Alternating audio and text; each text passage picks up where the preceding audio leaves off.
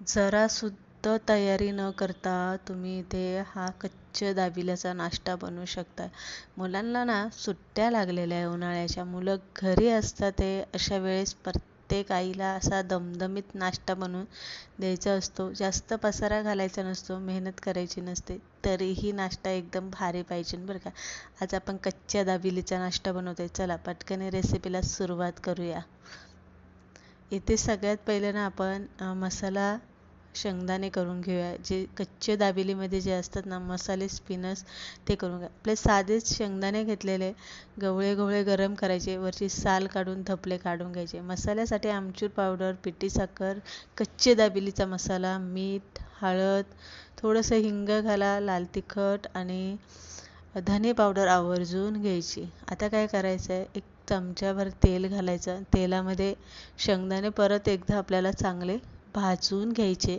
भाजून घेतले की जो मसाला आपण यामध्ये घेतला ना तो यामध्ये घालायचा. आता ह्या मसाल्यामध्ये लाल तिखट, आमचूर पावडर आणि पिठी साखर आवर्जून घालायची आणि परत एकदा चांगला हलवून घ्यायचं आहे. गॅस जरासा बारीक ठेवायचा आहे म्हणजे मसाले जळणार नाही आहे आणि गॅस बंद करून तसं शेंगदाणे कढईमध्ये ठेवायचे म्हणजे व्यवस्थित मसाल्याचं कोटिंग होते. तर इथे बघू शकता तुम्ही हा झाला आहे आपला कच्चे दाबेलीसाठी जे लागणारे मसाले शेंगदाणे ते बनवून. बटाटे उकडून पहिलेच घेतले होते. आपल्याला सगळ्यांना माहिती आहे बटाटे कसे उकडून घ्यायचे, ते दाखवले नाही. सोलून घेतलेले आणि मॅचरने आपल्याला अशी बारीक भाजी याची करून घ्यायची म्हणजे बटाटा असा फोडून घ्यायचा आहे. कच्चे दाबेलीचा मसाला हा विकतचा घेतलेला आहे. बाजारामध्ये अवेलेबल असतो.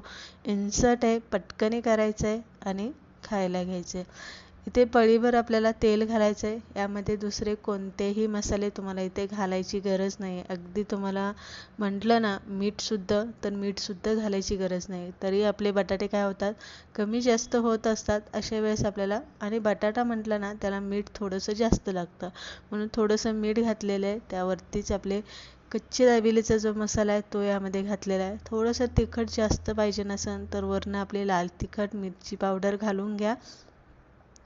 मॅचरने परत एकदा मसाला मिक्स करा.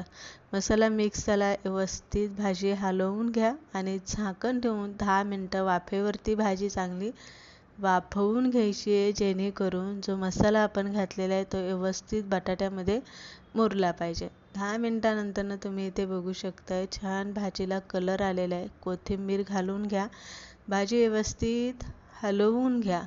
तर इथे तुम्ही बघू शकताय भाजीसुद्धा अशी ओलसर झालेली आहे. पाणी वगैरे मी काहीही घातलेलं नाही आहे. तरीही भाजी व्यवस्थित आपली बनून तयार झालेली आहे. भाजी बनून झालेली आहे व्यवस्थित. आता एका ताटामध्ये आपण भाजी काढून घेणार आहे.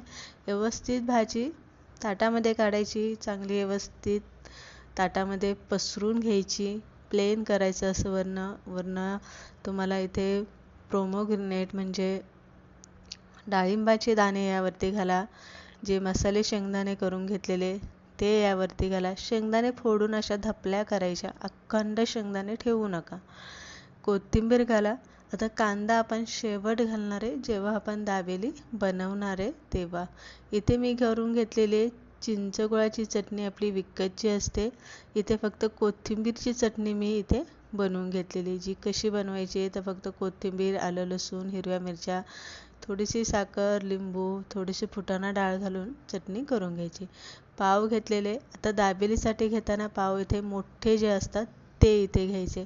एका बाजूला हिरवी चटणी लावा, एका बाजूला चिंच गुळाची आंबट गोड चटणी लावून घ्या. नंतरनं छान बटाट्याचं भाजीचं स्टफिंग यामध्ये भरून घ्या.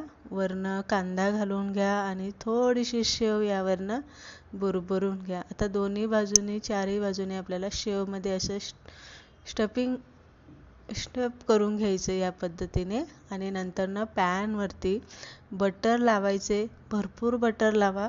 बटरमध्येच आपल्याला हे पाव चांगले असे कुरकुरीत शेकून घ्यायचे असतात.